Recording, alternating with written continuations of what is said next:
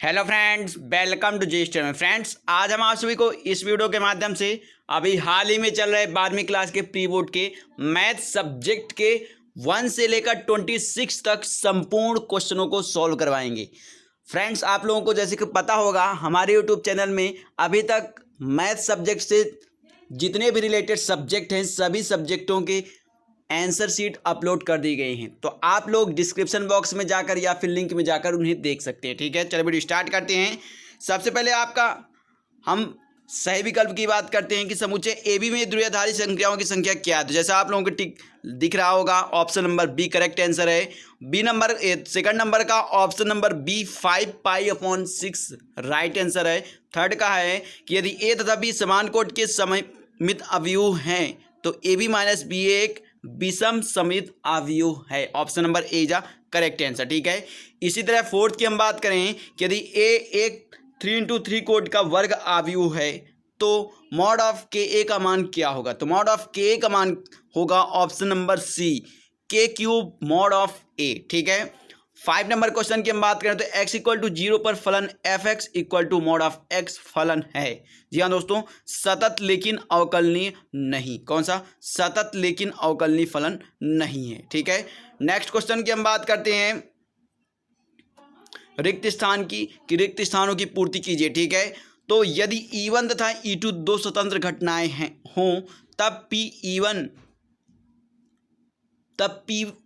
P E1 सर्वनिष्ठ E2 equal to क्या होगा? PE1 into PE2 होगा। ठीक है, 3 कोटि वाले अवकल समीकरण के विशिष्ट हल में अचरों की संख्या कितनी होती है? 3।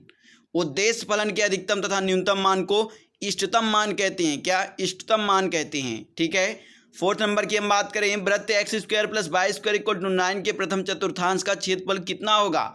तो इसका राइट आंसर है 9π/4 होगा। ठीक है, फिफ्थ नंबर है फलन sin x + cos x का उच्चिष्ट मान क्या होगा? तो इसका उच्चिष्ट मान √2 होगा। जी हाँ दोस्तों, √2 इसका राइट आंसर है। ठीक है, थर्ड नंबर क्वेश्चन की हम बात करें सत्य असत्य की, तो फलन f(x) equal to cos x अंतराल में 0-5 में वर्धमान है तो यह असत्य है। ठीक है, प्रत्येक सतत फलन अवकलनीय होता है, यह असत्य है। ऐसा नहीं है कि सभी सतत फलन अवकलनीय हों।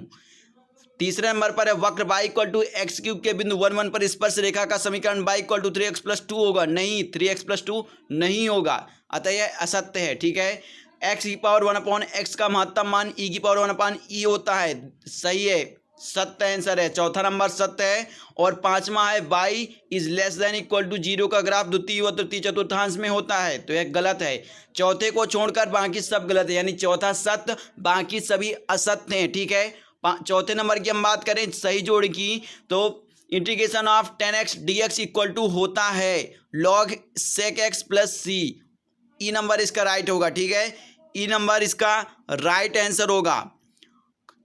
Integration of cot x dx equal to होता है log sin x + c होता है। ठीक है, integration of sec x dx होता है तो इसका log sec x + 10x + c होता है। ठीक है, integration of 1/x² - a² dx equal to होता है तो ऑप्शन नंबर बी। जी हाँ दोस्तों, 1/2a log x - a/x + a + c होता है। ठीक है, और पांचवें नंबर का आपका 1/x² + a² इक्वल टू क्या होता है?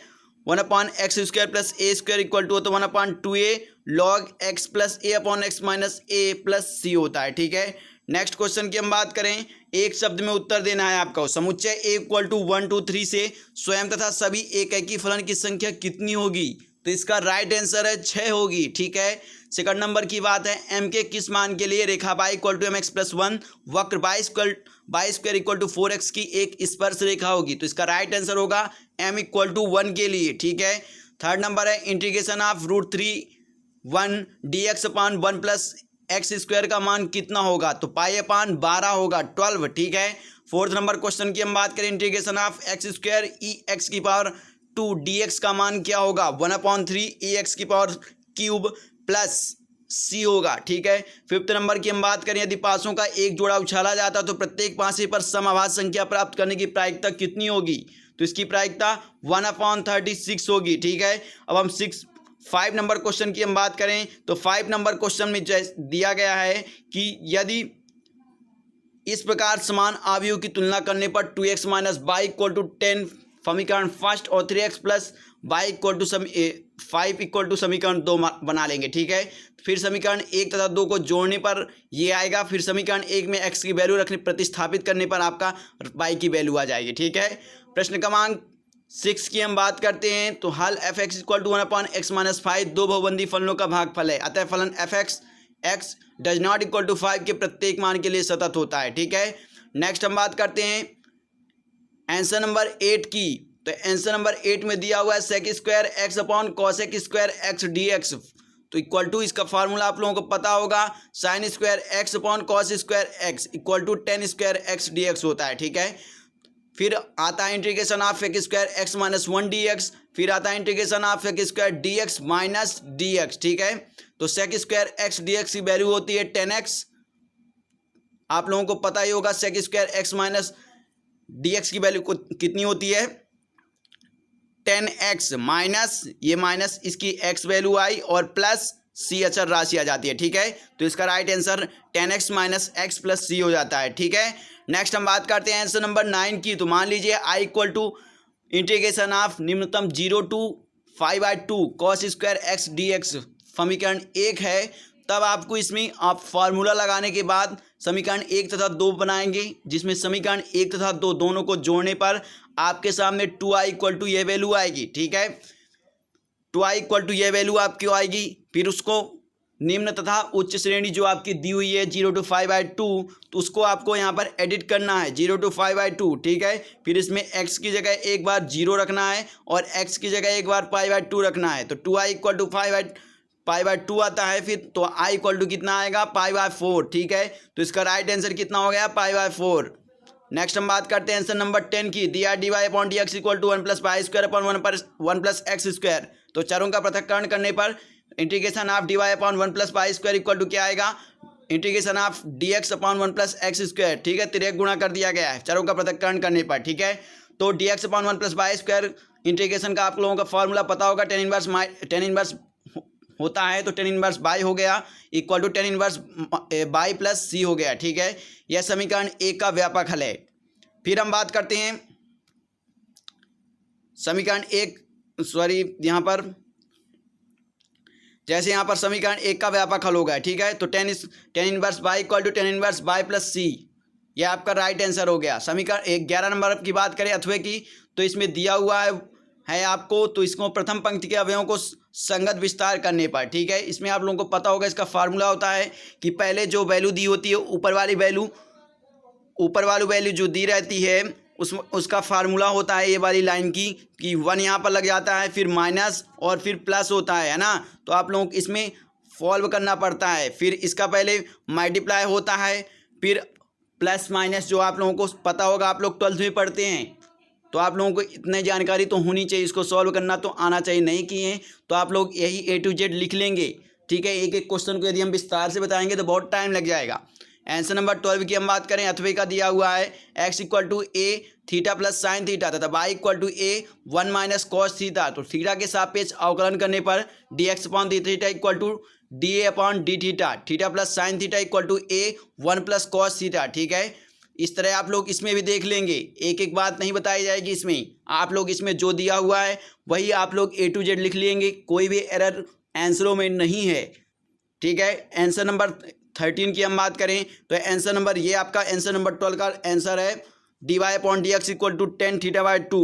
ठीक है, आंसर नंबर 13 की हम अथवे की बात करें तो आंसर नंबर 13 का अथवा है कि मान लीजिए पहली संख्या x और दूसरी संख्या 15 माइनस एक्स है, तो इन संख्याओं के वर्गों का 22 से व्यक्त करने पर y equal to x square plus 15 minus x square, तो 2x square minus 30x plus 2 to 5 a square minus b square का इसमें फार्मूला लग गया है। ठीक है, 22 अब इसमें वैल्यू दी गई है, आपको इसमें लिख लेना निम्नतम का बिंदु x इक्वल टू 15/2 होता है, यह आपका राइट आंसर हो जाता है। यहाँ तक आप लोगों का राइट आंसर रहेगा। ठीक है, आंसर नंबर 14 की हम बात करें अथवे का हल तो x पावर 2/3 प्लस y पावर 2/3 इक्वल टू 2 का x के सापेक्ष अवकलन करने पर, तो x के सापेक्ष अवकलन करेंगे तो 2/3 जो पावर रहेगी वो बगल में ही मल्टीप्लाई में आ जाएगी और उसमें 1 माइनस कर देंगे, पावर में जितनी आएगी वहाँ पर लिख देंगे, है ना, आप लोगों को पता ही होगा।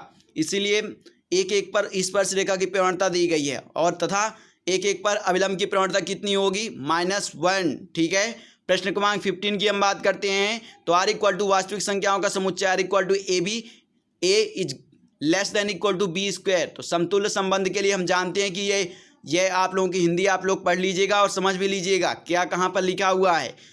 जो यहाँ पर लिखा है तो यहाँ पर आप लोगों को पता चलना चाहिए कि जो 2 दिया हुआ है, 2 दिया हुआ है कि not less than equal to, not less than equal to दिया, मतलब उसमें क्रॉस लगा हुआ है तो नॉट लेस देन है। इसी तरह इसमें ये लगा हुआ है तो ये भी नॉट कहलाएगा। ठीक है। नेक्स्ट हम बात करते हैं आंसर नंबर 16 की। tan inverse 2 cos 2 sin inverse 1/2 equal to tan inverse 2 cos 2 sin inverse sin π/6। ये वैल्यू आप लोगों को पता हो कि फार्मूला यहाँ पर लगा दिया गया है। ठीक है। तो tan inverse 2 cos 2 × π/6 sin π/6 equal to 1/2 होता है। π/6 की आप लोगों को वैल्यू पता होगी, है ना। Next tan inverse 2 cos π/3 equal to tan inverse 2 × 1/2। tan inverse 1 आया, tan इनवर्स 10 π/4 इक्वल टू π/4। तो इसका राइट आंसर 10 से 10 कैंसिल हो गया, π/4 इसकी वैल्यू आ गई। अतः इसका राइट आंसर क्या हुआ, π/4। आंसर नंबर 18 की हम बात करते हैं। तो आंसर नंबर 18 में भी सेम टू सेम एक क्वेश्चन इसी टाइप का आया था आप लोगों को कि इसमें पहले जो दिया हुआ है इसमें इन सभी को आपको फार्मूले की दृष्टि से इसको सॉल्व करना पड़ता है कि एक बार प्लस माइनस प्लस फिर मल्टीप्लाई इसमें करना पड़ता है। ठीक है। आप लोगों को पता होना चाहिए A11, A12, A13 और A21, A22, A23, A31, A32 आप लोगों को फाइंड करने पड़ेंगे इसमें नंबर। ठीक है। ये आपका A1, A2, A3 सभी ये नंबर फाइंड किए गए। फिर एडजॉइंट आपको निकालना है। एडजॉइंट ए का फार्मूला यहाँ पर लगता है, आप लोगों को फार्मूला लगाकर आपको इसमें फाइंड करना है। ठीक है। नेक्स्ट हम बात करते हैं आंसर नंबर 19 का। तो आंसर नंबर 19 में दिए गए समीकरणों को अब समीकरणों को समीकरण में बदलने पर तो x + 3y = 60 और x = y first and second third और x + y = 10 थर्ड समीकरण हुआ। ठीक है। कोई भी आप समीकरण किसी समीकरण को फर्स्ट सेकंड थर्ड दे सकते हैं। तो x = 0 y = 0 लेने पर। ठीक है। क्या लेख खींचते हैं आप लोगों को, डायग्राम आप लोगों को बनाना है और जो यहाँ पर लिखा हुआ है आप लोगों को पूरा कि सेकंड व थर्ड को हल करने पर प्रतिच्छेद बिंदु 5 प्राप्त होता है। समीकरण 1 व 3 को हल करने पर प्रतिच्छेद बिंदु 15 प्राप्त होता है। कि सुसंगत क्षेत्र AB1 प्राप्त होता है जो कि परिपृध है। इनके बीच बिंदु A0 10, B5 C15 15 D0 20 प्राप्त होते हैं। अतः इन कोणीय बिंदु पर Z का मान ज्ञात करेंगे। ठीक है। तो Z का मान आपको यहाँ पर ज्ञात करना है A00, B5 C15 15 और D0 20। तो Z = 90, Z = 60, Z = 180 और Z = 180 आता है। ठीक है। तो बिंदु 15 15 पर आप लोगों के Z का मान अधिकतम है। बिंदु C15 15 और D0 20 पर Z का मान अधिकतम है। तब इन दोनों बिंदु को मिलाने वाले रेखा को प्रत्येक बिंदु पर 2 का अधिभार जाएगा। प्रश्न क्रमांक 20 की हम बात करते हैं। अथवा का ये भी है, माना कि पहला थैल चुनना घटना F है, दूसरी थैला चुनने की घटना E2 है तथा लाल गेंद निकालने की घटना E से दर्शाएगा। तो PE1 = PE2। प्रायिकता यहाँ पर दी हुई है। प्रायिकता आप लोगों की 1/2 से कम नहीं आनी चाहिए, क्योंकि 1/2 से कम आने पर आपका आंसर ऑटोमेटिकली रॉन्ग हो जाता है। इसलिए प्रायिकता हमेशा 1/2 ही आती है, यानी 1 से कम आती है। ठीक है। प्रश्न क्रमांक 21 की हम बात करते हैं। अथवा का हल है कि दिया हुआ है घटना ए सम संख्या है 2 4 6 अर्थात Na = 3 और प्रदर्श समष्टि में S = 1 2 3 4 5 6 अर्थात NS = 6 होता है। तो P = आप लोगों को पता होगा Na/NS। तो 3/6 = 1/2 आता है। अतः 1 2 3 को लाल रंग से और 4 5 6 को हरे रंग से लिया गया है। घटना B संख्या लाल रंग से लिखी गई है अर्थात NB = 3। तो PB = 3/6 = 1/2। इसी तरह A सर्वनिष्ठ B = संख्याएं जो सम भी हैं और लाल रंग से लिखी है। तो P A सर्वनिष्ठ B = 1/6 आएगा। P A × PB = 1/2 × 1/2 = 1/4 इसका राइट आंसर आता है। अर्थात P A सर्वनिष्ठ B does not equal to P A × PB। यह आपको प्रूव करना था। ठीक है। नेक्स्ट हम बात करते हैं आंसर नंबर 14 की। तो आंसर नंबर 14 में जैसा हमने आपको बताया कि A पूरक इसमें दिया हुआ है और A की वैल्यू दी हुई है। तो A + A पूरक करना है, जो A + A पूरक करना है आपको। आंसर नंबर ये 22 की है। तो ए पूरक करना है, ठीक है, ए प्लस ए पूरक करना है। तो p equal to 1/2 a plus a पूरक की वैल्यू यहाँ पर रखनी है। तो ये दोनों को जोड़ने पर आपका 4 - 3 - 3 -3 6 2 -3 2 -6 आता है 1/2 का। फिर इस 1/2 से इसमें सभी में आपको डिवाइड कर देना है, ठीक है। तो 4 में डिवाइड करेंगे तो 2 -3/2 कर देंगे, -3/2 कर देंगे, -3/2 फिर 1/3 यहाँ पर 3 बस आएगा, फिर यहाँ पर 1 आएगा, यहाँ पर -3/2, यहाँ पर 1 और -3, ठीक है। आप लोगों को डिवाइड करना तो 2 का आता ही होगा, तो वही फिर उसका राइट आंसर हो जाएगा, ठीक है। आंसर नंबर 24 की हम बात करते हैं कि I equal to integration of x sine inverse x upon root of 1 - x² dx। तो मान लीजिए sine inverse x equal to theta है, तो x equal to sine theta dx equal to कितना हो जाएगा कॉस थीटा डी थीटा। अब इसमें वैल्यू रखेंगे आप लोगों को इसमें रखनी होगी, फार्मूला लगाना होगा कि root 1 - sine square theta equal to क्या होता है कॉस थीटा, है ना, कॉस थीटा होता है। इसमें फर्स्ट एंड सेकंड आप लोगों को मान लेना है, theta sine theta dot D theta plus 1 cos theta. तो 1 कॉस थीटा की आपको वैल्यू पता ही होगी, साइन थीटा हो जाती है, और साइन थीटा की वैल्यू क्या होगी cos theta, minus theta cos theta plus sine theta plus c, ठीक है। इंटीग्रेशन इसका कर देंगे तो माइनस थीटा कॉस थीटा का आपका फार्मूला पता है, root of 1 - sine square theta plus sine theta plus c, ठीक है। तो इसमें sine inverse x into root of 1 - x² plus x plus c, theta की वैल्यू जब हमने स्टार्टिंग में ली थी साइन इनवर्स एक्स, उसी की वैल्यू यहाँ पर रख दी गई है, ठीक है। आंसर नंबर 25 की हम बात करते हैं, दिया हुआ है y इक्वल टू x² जिसका CS 0 0 है। तो आप लोगों को इसमें प्रूव करना है 2 0 to 4x dy, 0 to 4x dy परवलय है, तो 2 0 to y root by dx, ठीक है।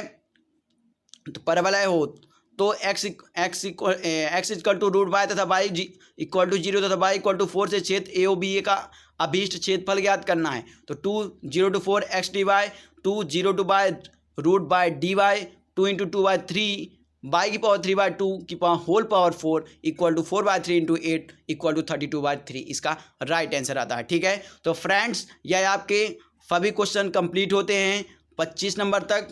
तो यदि वीडियो पसंद आए तो लाइक ज़रूर करिएगा और कमेंट्स करके बताएं कि हमारा वीडियो आपको कैसा लगा।